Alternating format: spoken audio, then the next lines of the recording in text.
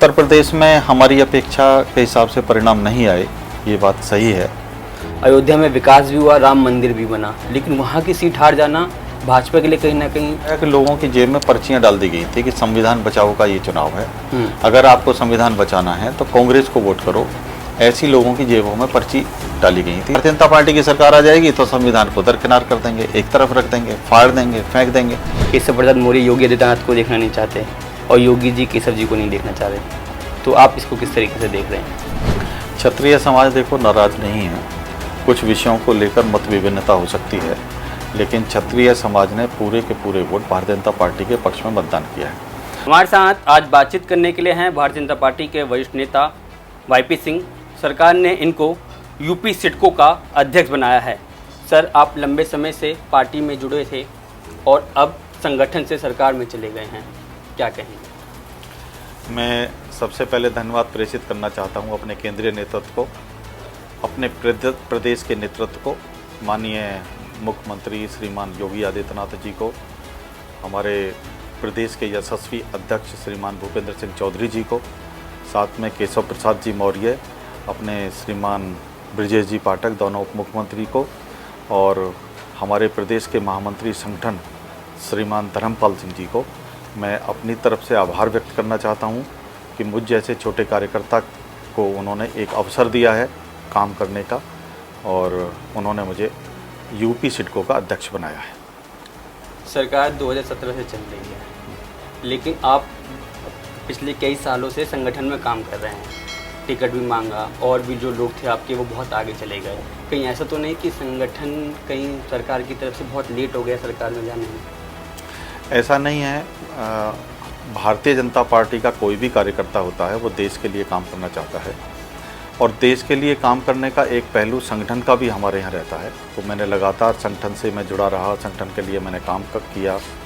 मैं ज़िले का महामंत्री रहा, प्रदेश मंत्री रहा, प्रभारी अनेक जिलों का मैं रहा। चुनाव के समय मैंने पूरी लोकसभा के चुनाव, विधानसभा के चुनावों का प्रभारी रहा। लगातार मैंने काम किया है और मुझे लगता है कि जो पद भारतीय जनता पार्टी में दिए जाते हैं इस बात को देखकर दिए जाते हैं कि पार्टी के हमारे पुराने कार्यकर्ताओं को निकालकर उनको एक अवसर पार्टी देती है और कार्यकर्ताओं को इस बात का भी एहसास दिलाती है कि भाई भारतीय जनता पार्टी बहुत ही संवेदनशील है और प्रत्येक कार्यकर्ता का सम्मान भारतीय जनता पार्टी करती है। मुझे लगता है ये एक निर्णय लिया गया होगा। अब नई जिम्मेदारी दी गई है, क्या टास्क लग रहा है? यूपी सिडको में चेयरमैन के पद पर जो अगर आप कहो कि क्या टास्क रहेगा तो बहुत जानकारी मुझको अभी तक इसकी है नहीं। मैंने जो भी इंटरनेट पर पढ़ा है ये कंस्ट्रक्शन और इंफ्रास्ट्रक्चर डेवलपमेंट का एक कॉरपोरेशन है। उसमें मैं एक प्रोफेशनली सीए हूँ, चार्टर्ड अकाउंटेंट हूँ, अनेक वर्षों से मैं इकोनॉमिक्स का विद्यार्थी भी हूँ। तो तरह तरह के अपने इस पिछले चार्टर्ड अकाउंटेंसी के अनुभव में भी और भारतीय जनता पार्टी का काम देखते हुए भी मुझे अलग अलग अनुभव आए हैं। माननीय मुख्यमंत्री जी ने, प्रदेश के संगठन ने मुझे जिम्मेदारी दी है तो मैं इतना कह सकता हूं कि आने वाले समय में यूपी सिडको एक बहुत अच्छे ऑर्गेनाइजेशन के रूप में तेज़ी से उभरेगा। वैसे भी प्रदेश के यशस्वी मुख्यमंत्री जी के कार्यकाल में सभी विभाग बहुत ही एक्सीलेंट से काम कर रहे हैं।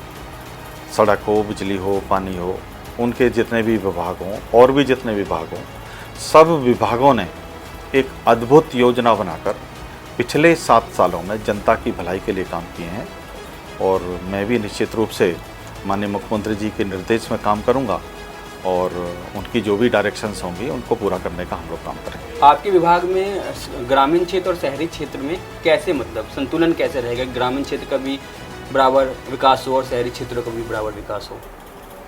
ये इंफ्रास्ट्रक्चर और कंस्ट्रक्शन वाला विभाग है। जो भी प्रोजेक्ट सरकार देती है उस प्रोजेक्ट को ये लोग काम करते हैं। साथ ही साथ नीतिगत कुछ फैसले भी ज़रूर लेते हैं, लेकिन अभी चूँकि मेरी जानकारी भी इस विभाग के बारे में अधूरी है तो निश्चित रूप से एक बार विभाग में उसको पूरा स्टडी करके आपके इस प्रश्न का मैं जवाब दे पाऊँगा। बिल्कुल। आप कम से कम यूपी में हर राज्य, हर ज़िले में घूम चुके हैं, कुछ नया दिखा हो कि हाँ इसमें मैं कुछ नया लेके आऊँगा अभी, कुछ इस तरीके का? मुझको लगता है कि जो भी विभाग में काम रहता है उसको एक्सीलेंस से किया जा सकता है, शुचिता के साथ, ईमानदारी के साथ, मेहनत के साथ, परिश्रम के साथ, लोगों को लगाकर अच्छी योजना बनाकर अच्छे काम किए जा सकते हैं। और कोई भी विभाग हो या कोई भी कार्य हो उसको और अच्छा करने की गुंजाइश हमेशा बनी रहती है, तो वो मैं भी प्रयास करूँगा। संगठन में ऐसा होता है कि लोगों से मिलना जुलना आसान हो जाता है, लेकिन सरकार में कोई चले जाता है तो काम अधिक होता है, तो अब उसको कैसे मेंटेन करेंगे कि जनता के बीच में भी मिलना जुलना रहे लोगों से, जिस तरीके से सबका पहले से रहा है? तो जनता से मिलना जुलना मेरा शुरू से रहा, मैंने रूट लेवल की राजनीति की है और वो पार्टी के नाते से भी, संगठन के नाते से भी, और मैं धौलाना का विधानसभा चुनाव भी लड़ा उस नाते से भी नेचुरली ये भी है कि जनता के बीच में मुझे रहने की आदत है। तो एक अवसर पार्टी ने दिया है तो जनता की भलाई के लिए और ज़्यादा एक्टिव होकर और परिश्रम करेंगे, मेहनत करेंगे और जनता से भी जुड़ेंगे, संगठन की भी मर्यादाओं का पूरा पालन करते हुए, और जो विभाग का काम होगा उसको भी बढ़िया ढंग से करेंगे। अगला 5 साल किस तरीके से देखें? मैं अगला 5 साल उत्तर प्रदेश के बारे में बहुत अच्छे भविष्य के रूप में देख रहा हूँ। भारतीय जनता पार्टी की सरकार 7 साल बने हुए हो गए। उत्तर प्रदेश में लोगों के जीवन में एक बहुत बड़ा बदलाव आया है, लाइफ स्टाइल में एक बहुत बड़ा बदलाव आया है। सड़क की व्यवस्था हो, बिजली की व्यवस्था हो, पानी की व्यवस्था हो, सांस्कृतिक केंद्र और हमारे मूल्यों की व्यवस्था हो, साथ ही साथ स्वास्थ्य, चिकित्सा, आंतरिक सुरक्षा, कानून व्यवस्था, इन सब मुद्दों पर भारतीय जनता पार्टी में और अपनी भारतीय जनता पार्टी की इस सरकार में, माननीय योगी आदित्यनाथ जी के नेतृत्व वाली सरकार में एक अद्भुत कार्य हुए हैं। $1 ट्रिलियन की अर्थव्यवस्था बनाने के लिए हमारे उत्तर प्रदेश के मुख्यमंत्री दृढ़ संकल्पित हैं। उस तरफ तेज़ी से पूरी सरकार काम कर रही है और $1 ट्रिलियन का मतलब ये है कि जो भारतवर्ष में हम $5 ट्रिलियन की अर्थव्यवस्था बनाना चाहते हैं उसमें 20% हिस्सा कम से कम उत्तर प्रदेश का होगा। उस संकल्प को लेकर भारतीय जनता पार्टी की माननीय मुख्यमंत्री जी की ये सरकार आगे बढ़ रही है। वेस्ट लोकसभा की अगर बात करें तो बहुत कम सीटें हैं, अब आगामी उपचुनाव भी हैं, तो आप किस नज़रिए से इसको देख रहे हैं? किस तरीके से तैयारी रहेंगी जनता के बीच? उत्तर प्रदेश में हमारी अपेक्षा के हिसाब से परिणाम नहीं आए, ये बात सही है, और उसका तो मैं ये कारण मानता हूँ कि भाई जो विपक्ष की पार्टियाँ हैं उन लोगों ने बड़े भ्रम फैलाए। उस भ्रम की स्थिति में लोग भी कहीं ना कहीं भ्रमित हुए, लेकिन लोग समझ चुके हैं कि वो भ्रम थे।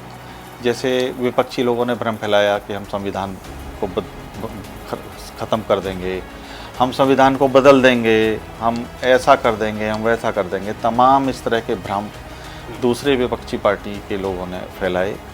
जनता उस समय थोड़ी भ्रमित भी हुई, लेकिन अब समझ चुकी है कि भारतीय जनता पार्टी ने पिछले 2 टर्म का हमारी सरकार चली, हमने संविधान में यदि परिवर्तन भी किए हैं तो वह परिवर्तन किए हैं जो जनता के लिए उपयोगी है, अथवा उन परिवर्तन को किया है जिससे जनता को नुकसान होता है या जनता की भलाई के लिए नहीं है। ऐसे हमने संविधान में परिवर्तन भी किए हैं। और अभी जैसे हमने वक्फ बोर्ड का संविधान में परिवर्तन के लिए हमने ये एक एजेंडा लेकर आए, हमने लोकसभा में और इसमें प्रस्ताव दिया है। तो मैं ये कह सकता हूँ कि वक्फ बोर्ड जैसे जो संविधान में ऐसे कानून पड़े हुए थे जो जनता के हित के नहीं थे, जनता को परेशान करने के थे, यानी एक ज़मीन जो वक्फ बोर्ड की है दूसरी ज़मीन उसी से सटी हुई है, तो वक्फ बोर्ड ने अगर ये कह दिया कि ये ज़मीन भी मेरी है तो वक्फ बोर्ड को साबित नहीं करना पड़ेगा कि ये ज़मीन उसकी है, बल्कि उसको साबित करना पड़ेगा जिसकी ज़मीन के ऊपर उंगली वक्फ बोर्ड ने उठा दी है। तो ऐसे कानून को हम बदलना चाहते हैं। हम ये चाहते हैं लोगों के साथ न्याय होना चाहिए, लोगों की फरियाद सुनी जानी चाहिए। तो ऐसी बहुत सारी चीज़ और भी हो सकती हैं। तो इस तरह के जो संविधान को बदलने की बात जनता के सामने विपक्ष के लोग ले गए, तो वो ऐसे ले गए कि भारतीय जनता पार्टी की सरकार आ जाएगी तो संविधान को दरकिनार कर देंगे, एक तरफ रख देंगे, फाड़ देंगे, फेंक देंगे। तो ऐसा करके जनता भ्रमित हुई और हमको कम सीटें आने। विपक्ष भी कहीं ना कहीं टारगेट करता है कि योगी आदित्यनाथ केवल एक ही समुदाय को टारगेट कर रहे हैं, चाहे वो लव जिहाद का मुद्दा हो, अन्य को मुद्दे हैं, तो विपक्ष भी कहीं ना कहीं टारगेट भी करता है कि एक ही समुदाय के लोगों को टारगेट किया जा रहा है बार बार। ऐसा देखो, हमारी सोच ये रहती है, भारतीय जनता पार्टी की सरकार कहीं भी हो, और उत्तर प्रदेश की सरकार के बारे में यदि प्रश्न पूछ रहे हैं आप, तो मैं ये कहूँगा माननीय मुख्यमंत्री जी हो या कोई भी पार्टी का अपना पदाधिकारी हो, सरकार का कोई भी क्रम हो, सब संविधान से चलते हैं। हम ये चाहते हैं कि संविधान के हिसाब से उत्तर प्रदेश चलना चाहिए। हम उन सरकारों की तरह नहीं हैं जो पूर्ववर्ती सरकारें रहीं, चाहे सपा की सरकार रही, चाहे बसपा की सरकार रही, वो जाति को, एक वर्ग को, समुदाय को साथ लेकर चलने वाली सरकारें थीं। उनके प्रति लोगों का बड़ा आक्रोश था, इसीलिए जनता ने उनको बदला। लेकिन हम लोग सरकार को एकदम निष्पक्षता से चलाने वाले लोग हैं, शुचिता से चलाने वाले लोग हैं, ईमानदारी से चलाने वाले लोग हैं। किसी एक संप्रदाय के विरोध में हम लोग जाने वाले हैं, ऐसा नहीं है। हम सभी समुदाय को साथ लेकर सबके हित की बात करते हैं और उसी प्रकार से हम सरकार को चलाते हैं। आप कह रहे हैं कि विपक्ष ने गलत तरीके से प्रचार किया, लेकिन कुछ कुछ सीटों पे ऐसे देखने को मिला कि पार्टी में अंदरूनी, जैसे कि मुजफ्फरनगर की सीट है, वहाँ पर संगीत सोम और जो सांसद हैं संजीव बालियान, इनके बीच में तन मन से मतलब चीज़ें ठीक नहीं चल रही थी। योगी आदित्यनाथ ने भी बीच में आए थे, तो मुजफ्फरनगर की सीट पर अब क्या कहेंगे जो वहाँ पर भी चीज़ें हुई थी? मुझको ऐसा लगता है मुजफ्फरनगर सीट पे मतलब कोई बहुत बड़ी कड़वाहट थी, ऐसा नहीं है। जहाँ पर जो आपने ये चर्चा की है, चीज़ें अच्छी दिशा में गई थी, लेकिन हमारा, अगर मैं सहारनपुर, हमारी 1 नंबर की लोकसभा पड़ती है, प्रभारी भी रह चुके हैं, मैं प्रभारी भी हूँ। सहारनपुर नंबर 1 से शुरू होती है और पूर्वांचल में जाते जाते हमारी सभी सीटों पर जो वोट थी वो कम हुई हैं। यानी आप कोई भी सीट उठाकर देख लो, उसमें हमारे जो वोट मिली हैं हमको, वो पिछले बार की तुलना में कम वोट मिली है। और चाहे वो बनारस देख लीजिए, चाहे वो लखनऊ देख लीजिए, चाहे किसी भी गाज़ियाबाद को देख लीजिए, पड़ोस की है। तो उस लिहाज से मैं कह सकता हूँ कि मुजफ्फरनगर भी हमारी जो वोट कम मिली हैं, उसका एक कारण ये है कि जनता का जो प्रबल समर्थन हमको 2019 में मिला था, तो उसके थोड़ा भ्रम की स्थिति होने के कारण हमको पिछली बार से वोट कम मिली, और वो सभी जगह मिली, तो मुजफ्फरनगर में भी मिली। वेस्ट यूपी के दिग्गज कहा जाता है आपको, तो बीच में बैठक भी हुई होगी आपकी, तो मेन क्या कारण लग रहा है कि क्यों नाराज़ हो गए थे? एक तरफ से भाजपा जो कि कोर वोटर कहा जाता है, लेकिन एकदम से वो अलग हो गए, ऐसा क्या चीज़ दिखी आपको?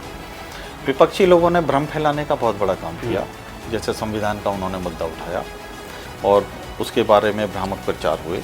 मैं सहारनपुर का प्रभारी था, मुझे लोगों ने जब चुनाव हो गए थे तो बताया कि लोगों की जेब में पर्चियां डाल दी गई थी कि संविधान बचाओ का ये चुनाव है, अगर आपको संविधान बचाना है तो कांग्रेस को वोट करो। ऐसी लोगों की जेबों में पर्ची डाली गई थी। तो यानी इतने भ्रामक प्रचार को जेबों की पर्ची तक पहुंचा दिया, और ये कहा गया कि जब आप वोट में ईटीएम उसका बटन दबाओ ईवीएम का, तो इस पर्ची को जरूर देख लो। और पर्ची को जब लोगों ने पढ़ा कि भाई ये तो संविधान बचाने का चुनाव है, ये तो रिजर्वेशन को ख़त्म कर देंगे, ये तो संविधान को ख़त्म कर देंगे, तो लोगों ने फिर हमारे विरोध में भी कहीं ना कहीं वोट देने का काम किया है। और उसी का ये परिणाम है कि हम लोग भ्रमित होने के कारण हम लोग कम सीट ले पाए। क्षत्रिय समाज देखो नाराज़ नहीं है, कुछ विषयों को लेकर मत विभिन्नता हो सकती है, लेकिन क्षत्रिय समाज ने पूरे के पूरे वोट भारतीय जनता पार्टी के पक्ष में मतदान किया है। मैं सहारनपुर से लेकर गोरखपुर तक की घटनाओं को आपको कह सकता हूँ कि जो भी क्षत्रिय समाज के अपने बूथ रहे हैं, उस पर भारतीय जनता पार्टी का प्रत्याशी हर सीट पर, हर बूथ पर जीता है।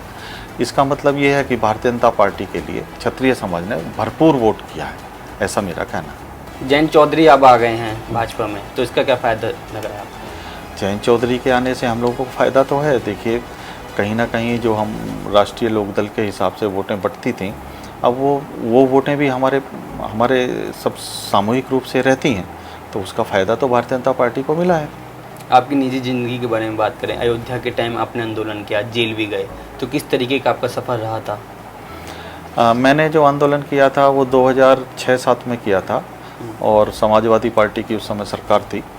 उस सरकार के नाते से गौ रक्षा आंदोलन मैंने किया था। उसमें 40 दिन मुझको डासना जेल में भी रहना पड़ा, मेरे बहुत लाठी डंडे मुझको बहुत खाने पड़े। उसमें मेरे लाइफ का जो उद्देश्य है वो हमेशा ये रहा कि मुझे भारतीय जनता पार्टी को मजबूत करना है, अपनी संघ की विचारधारा को लेकर आगे बढ़ना है।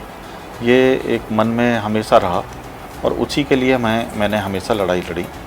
पिछले सपा बसपा के 15 साल के कार्यकाल में सबसे ज़्यादा आंदोलन, संघर्ष, लाठी डंडे, जेलों में रहने का काम मैंने किया है, और वो कोई व्यक्तिगत लाभ के लिए नहीं किया, बल्कि दल को ऊपर उठाने के लिए किया है, और दल मजबूत हो, यही मेरी इच्छा रहती है। जो संगठन छोड़ के चले जाते हैं कि हमें पद नहीं मिल रहा, बड़ी बड़ी जिम्मेदारी नहीं मिल रही, तो उनको क्या कहेंगे? अवसरवादी लोग भी कई रहते हैं, और कई बार उनकी अपेक्षाएं पूरी नहीं होती हैं, तो कुछ लोग ऐसा करते भी हैं।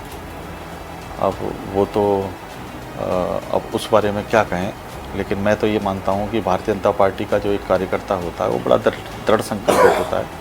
हमारी भारतीय जनता पार्टी में असंख्य ऐसे कार्यकर्ता हैं, करोड़ों ऐसे लोग हैं जिन्होंने भारतीय जनता पार्टी के साथ रहने का फैसला किया है तो किया है। उनके एमएलए के टिकट कट जाते हैं तो वो भाजपा के साथ रहते हैं, वो पदाधिकारी नहीं बन पाते हैं तो भाजपा के साथ रहते हैं। तो ऐसे असंख्य कार्यकर्ताओं के संकल्प के कारण ही भारतीय जनता पार्टी आज केंद्र में और प्रदेश में सत्ता में। अखिलेश यादव लगातार केशव प्रसाद मौर्य और योगी आदित्यनाथ को लेकर लगातार ट्वीट करते हैं कि अनबन चल रही है पार्टी में। केशव प्रसाद मौर्य योगी आदित्यनाथ को देखना नहीं चाहते और योगी जी केशव जी को नहीं देखना चाह रहे, तो आप इसको किस तरीके से देख रहे हैं?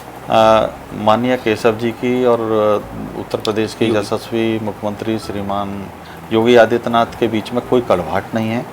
ये तो सब अखबारों के माध्यम से जो चीज़ें आती हैं, ये कहीं ना कहीं मैं कहूँगा कि ये सब मनगढ़ंत चीज़ें हैं। दोनों में अच्छा मेलभाव भी रहता है और दोनों में कोई कड़वाहट भी नहीं है। और मैं इस आधार पर कह सकता हूँ कि मैं केशव जी के पास भी जाता हूँ, उनकी जो ओपिनियंस माननीय योगी आदित्यनाथ जी के लिए वो एक बहुत अच्छी ओपिनियन है।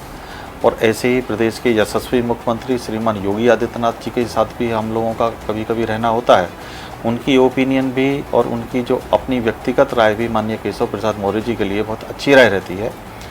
ये तो दोनों की कोई कड़वाहट नहीं है, दोनों के अच्छे रिश्ते हैं, दोनों मिलजुल कर सरकार को काम करते हैं। मुख्यमंत्री हैं तो उस नाते से उप मुख्यमंत्री केशव प्रसाद मौर्य जी काम करते हैं और केशव जी की कोई अच्छी राय होती है तो मुख्यमंत्री जी भी उसको फॉलो करते हैं, उसको आगे बढ़ाते हैं। आपने जैसे बताया कि अयोध्या में आंदोलन में आपका भी रोल था और इस बार यूपी की 80 सीटों पर सबसे ज़्यादा फोकस अयोध्या की सीट पे ही था।